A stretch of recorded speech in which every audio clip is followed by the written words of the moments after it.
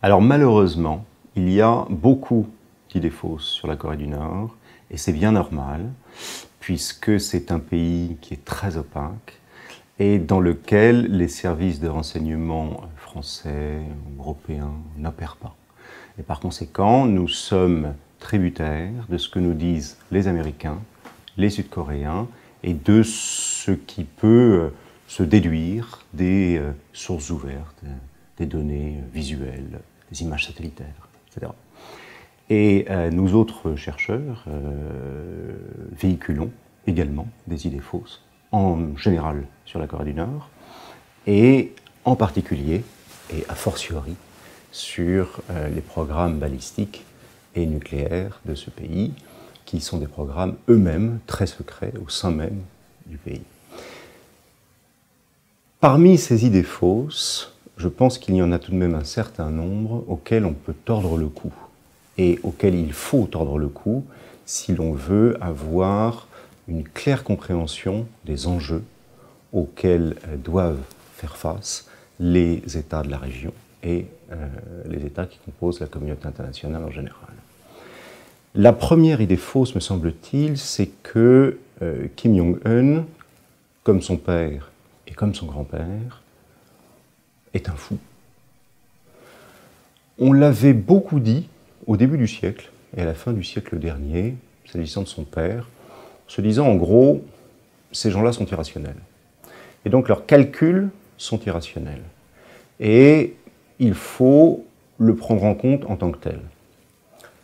En réalité, on se rend compte aujourd'hui, parce qu'en 2017, plus personne ne peut dire le contraire, que la dynastie des Kim, grand-père, père, petit-fils, sont excessivement rationnels, sont des réalistes pur jus, qui savent jouer de manière très très habile des rivalités de puissance dans leur région, et qu'ils parviennent avec une rationalité implacable à progresser dans leur volonté, et non pas leur velléité, leur volonté farouche de se doter de l'arme nucléaire, et quelle que soit la psychopathologie de ce dictateur, comme de son père, comme de son grand-père, de la psychopathologie générale des dictateurs, où là il faudrait convoquer la psychiatrie pour savoir de quelle manière un psychotique peut arriver à ce niveau de paranoïa, mégalomania, peu importe.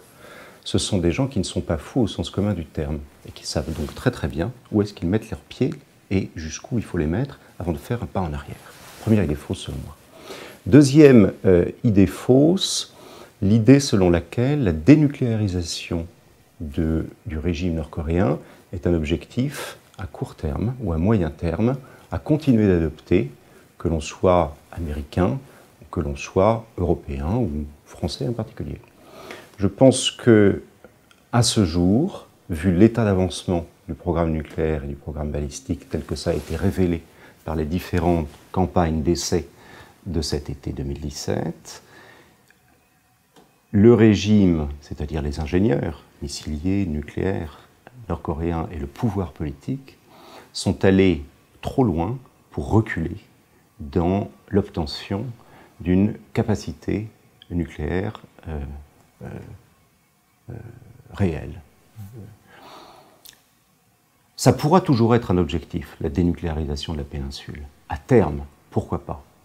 Mais aujourd'hui, je crois que pour pouvoir reprendre des négociations, si tant est qu'il faille reprendre des négociations avec ce régime sur les programmes nucléaires et balistiques et sur le fait qu'il s'agisse de menaces pour leurs voisins ou pour les États-Unis ou pour d'autres, ce n'est pas en brandissant la nécessité de dénucléariser que les négociateurs y parviendront.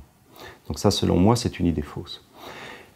La troisième idée fausse, ou une troisième idée fausse, c'est que une Corée du Nord, État nucléaire de facto, reconnu comme tel parce qu'on n'a pas le choix finalement que de ne pas le reconnaître, aurait sur la région un effet domino.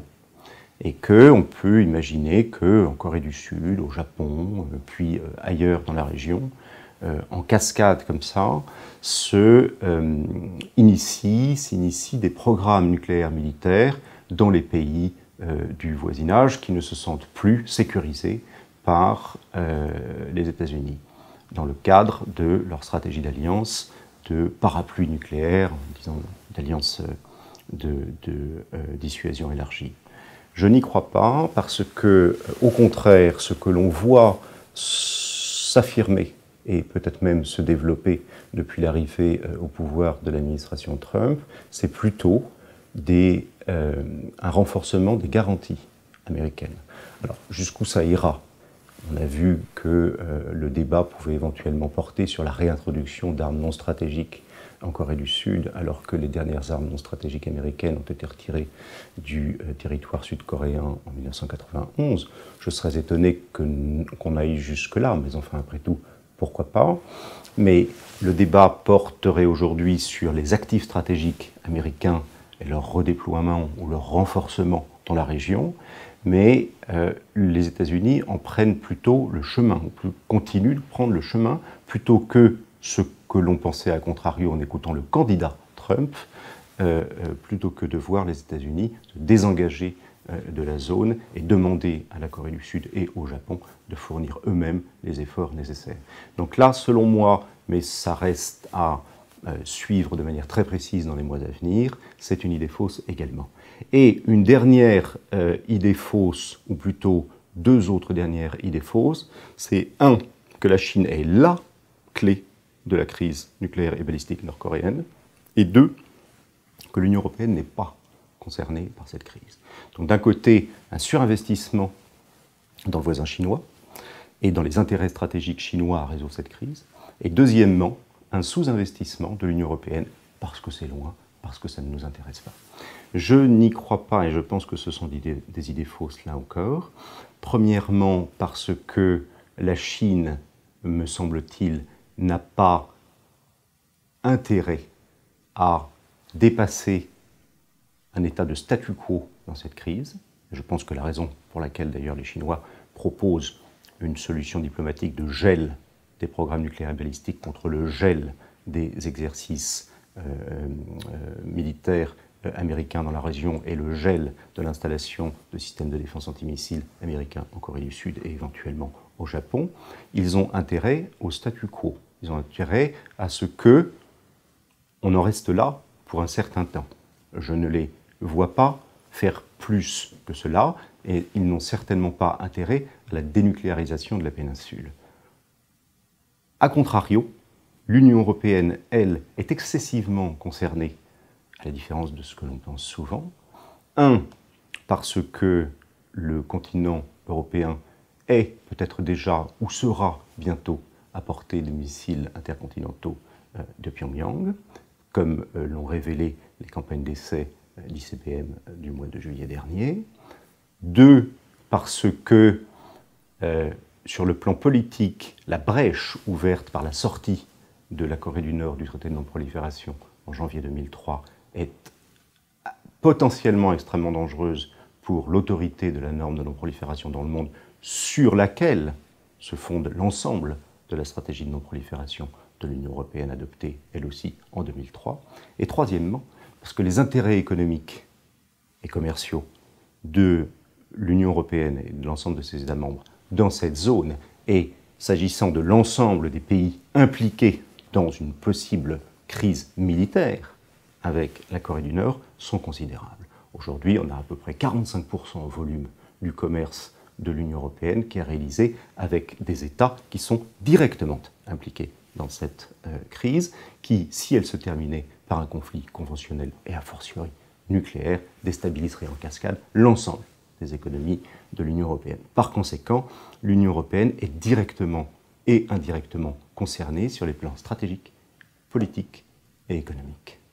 Voilà, me semble-t-il, quelques idées fausses auxquelles il faudrait continuer de tordre le cou, ou pour certaines, continuer de les suivre pour être sûr qu'elles sont fausses dans les mois et dans les années à venir.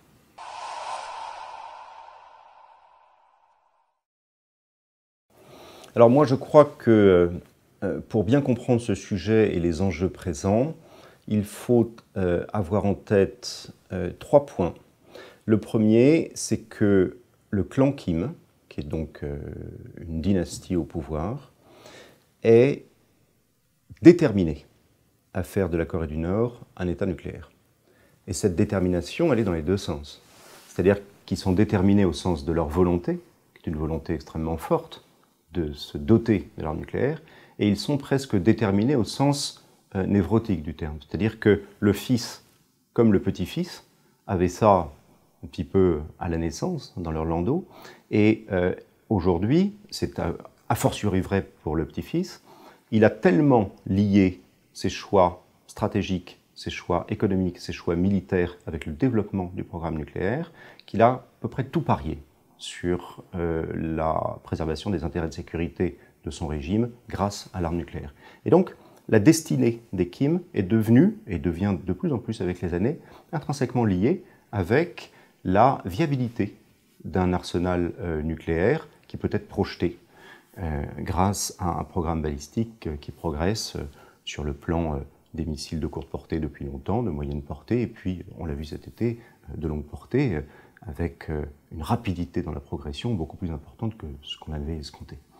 Donc ça, c'est la première chose, c'est cette détermination. Détermination farouche, presque définitive, qui fait qu'on peut penser qu'aujourd'hui, le programme militaire nucléaire partira avec les Kim. On pourrait presque dire ça, un petit peu comme l'arsenal nucléaire sud-africain était parti avec le régime d'apartheid. Voilà. Donc, moi, je pense que là, il y a quelque chose d'excessivement fort qui, jusqu'à présent, a été mal compris ou pas compris ou minimisé, qu'on n'a pas voulu voir. Le deuxième facteur majeur, c'est la variable temporelle. Cette variable temporelle est aujourd'hui déterminante parce que la progression, la rapidité du rythme de progression des programmes fait que tous les calculs de négociation ou autres qui ont été faits par les chancelleries vis-à-vis de la crise s'avèrent aujourd'hui soit inefficaces, soit difficilement efficaces. Les sanctions sont renforcées, que ce soit au Conseil de sécurité de l'ONU, ou que ce soit quand elles sont appliquées et renforcées elles-mêmes dans le cadre du programme de sanctions autonomes de l'Union européenne. C'est une très bonne chose. Mais ce que l'on sait, c'est que ces sanctions économiques, si tant est que tout le monde joue le jeu et qu'il n'y ait pas trop d'évasion, en particulier issue de la Chine, il faudra 2, 3, 4 ans.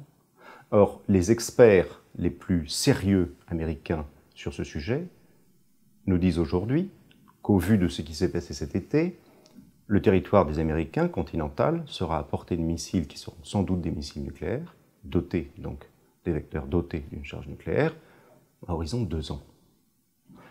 Et là, on va être vraiment dans un conflit de temps.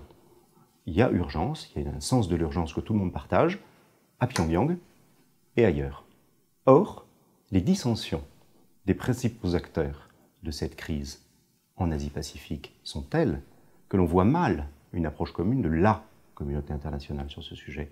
Par conséquent, dans cette course contre la montre, il semble aujourd'hui que ce soit le leader nord-coréen qui a l'avantage. Et une troisième chose, un troisième facteur important, c'est ce que ça révèle.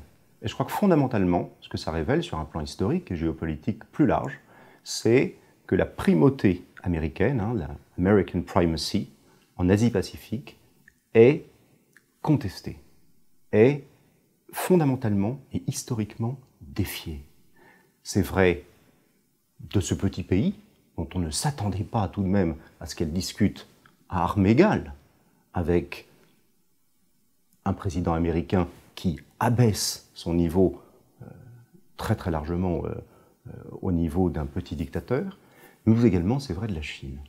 Et dans le cadre des éléments qui nous permettent de voir une renucléarisation de la politique de sécurité russe en Asie, on se dit que la primauté américaine dans ce triangle stratégique Chine, Russie, États-Unis, avec ce petit hurluberlu milieu de grains de sable dans cette machinerie complexe qu'est la Corée du Nord, est en train de prendre sacrément du plomb dans l'aile. Or, la politique de repivotage américain des intérêts de sécurité économique dans la région Asie-Pacifique formulée sous Obama n'a pas été endossée par le président Trump, mettant tous ses alliés et ses partenaires en Asie dans une situation pour le moment extrêmement délicate d'inquiétude. Qu'est-ce qui va se passer s'il continue, si les gestes suivent la parole et que les États-Unis, effectivement, ne montrent pas des signes d'engagement excessivement forts pour contrebalancer cette pesanteur historique qui va dans le sens d'un rééquilibrage, non pas au bénéfice des États-Unis, mais au bénéfice de la Chine. Donc je crois que là, pour bien comprendre ce sujet, l'enjeu fondamental, c'est celui-ci. C'est la perte de vitesse de la primauté stratégique américaine en Asie-Pacifique. Rien n'est écrit, mais c'est un des points les plus importants de cette crise que révèle cette petite crise en réalité.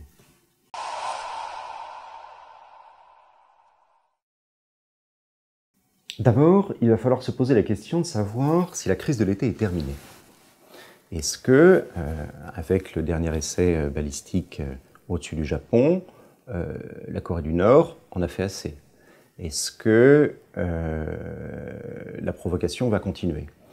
Est-ce que, à contrario, comme on l'a souvent vu depuis le milieu des années 1990, nous sommes arrivés à l'apogée de cette crise et que maintenant vont refluer les mouvements agressifs de Pyongyang jusqu'à ce que se commence à s'ébaucher une solution de renégociation. De quoi? Je ne sais pas.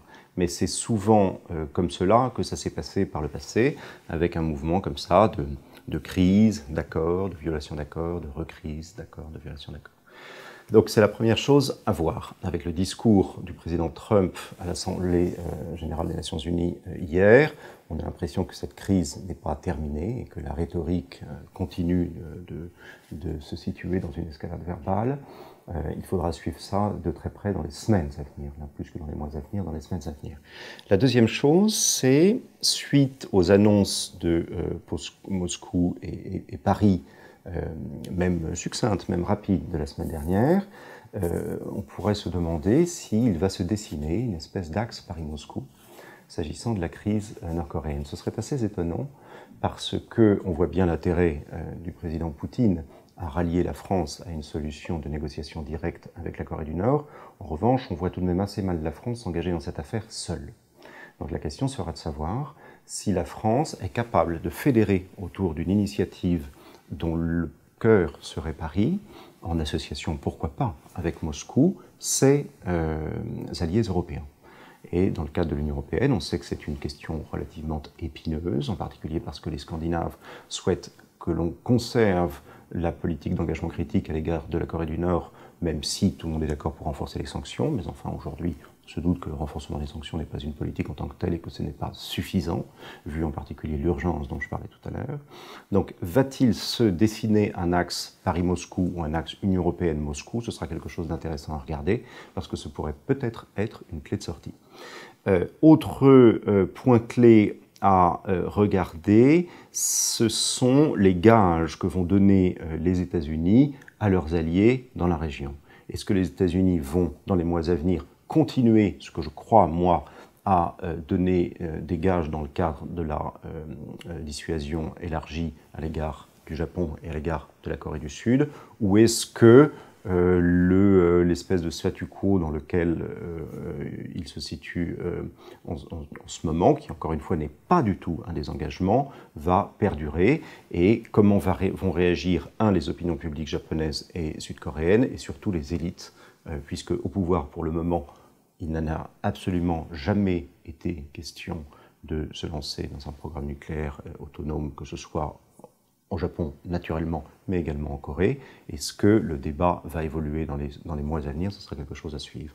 Et enfin, la dernière question qui, je crois, doit être suivie pour nous, Français, et pour nous, Européens, c'est de voir si une politique européenne originale, autonome, avec une stratégie peut-être plus consolidée qu'elle ne l'est aujourd'hui, peut éclore dans les mois à venir et au début de l'année 2018. Moi, personnellement, je pense que l'Union européenne a un sacré coup à jouer et peut vraiment apporter beaucoup de choses, en particulier dans un cadre d'ouverture de pourparlers sur ce que pourraient être des pourparlers, puis prendre part à ces pourparlers si l'on veut, comme on le souhaite officiellement, que l'Europe soit un acteur mondial stratégique à part entière. Là, il a une autoroute devant lui, et pour cela, il faut convaincre, il faut une volonté politique, mais les armes économiques, financières et commerciales et les outils diplomatiques sont à disposition de la diplomatie commune. Il manque une volonté politique dont il faut essayer de convaincre nos partenaires.